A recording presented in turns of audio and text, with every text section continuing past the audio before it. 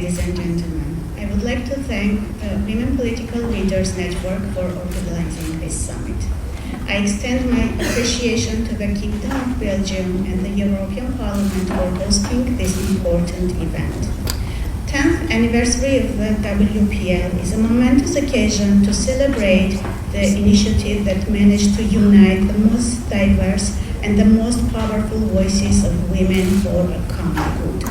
I would like to hail the approach of the WPL that brings leadership, evidence, and common vision together to serve the cause of gender equality and empowerment of women for a better world. This is especially relevant today when rising insecurity, conflicts, and humanitarian emergencies roll back the achievements of the last decades, deepening mistrust within and between countries and societies, risking to create points of no return for future generations. It was the International Children's Day on June the 1st. One of the headlines of the day that attracted my attention was, "I want to be a king, to put an end to the wars."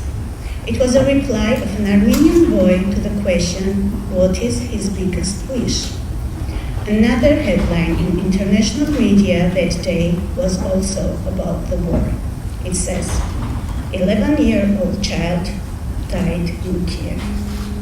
Maybe the link between those headlines is not that obvious, but I have full confidence that by saying this, the Armenian boy had in his mind protection of all children in Ukraine and elsewhere. I'm fully confident that Ukrainian or any other child would want to protect all children affected by the conflicts, no matter where, in Ukraine, in Russia, in Azerbaijan, in Armenia, or in Nagorno-Karabakh and beyond. The Child Protection Day was created by us, the adults. It's about protection of children from violations and abuses. We, as a global community, created bureaucracies, institutions, programs, and strategies.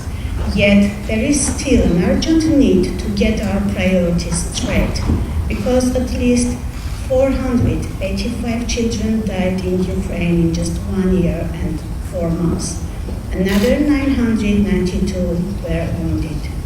This is just one crisis area out of many where children's the most fundamental right to life cannot be secured.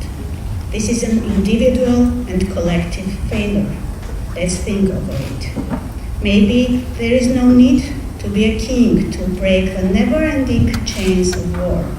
Maybe women decision makers, community leaders, or activists would shift the vicious pattern of using violence.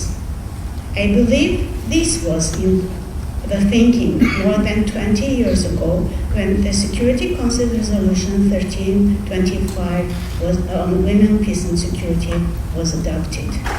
Despite the global consensus on strengthening the role of women, we are still underrepresented in any security and peace-related spaces.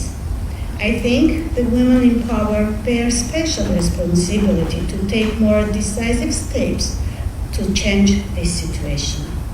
Dear friends, for centuries, Armenian people had a first-hand experience of all the hardship and calamities of war. We are still witnessing our borders being attacked and our compatriots in Nagorno-Karabakh enduring inhuman blockade and violations of their most basic human rights. Despite that, we are strongly convinced that there is no hierarchy to human suffering and there is no alternative to inclusive dialogue and peace. For me personally, this is condition sine qua non for all war spots, be that Nagorno-Karabakh, Ukraine, Sudan, Palestine, or elsewhere. I believe that women, especially women leaders from all conflict-affected peoples and communities, should step up their efforts and start to talk louder than roars of armaments, louder than calls for violence and hate. So, can we change the unwritten rules of leaving women behind the negotiating tables? With this in mind, It is my distinct pleasure to announce today that Armenia, in cooperation with WPL, will organize a summit dedicated to the role of women leaders in promoting democracy, peace and security in Yerevan from 19 to 20 October 2023. The two-day discussions will center around the issue of promoting democracy, peace and security with a specific focus on the issues of women's full, equal and meaningful participation in decision-making and conflict resolution. We are expecting wide cross-regional presence at the summit, which has an ambition to provide a truly global platform for women leaders, policymakers, and civil society representatives.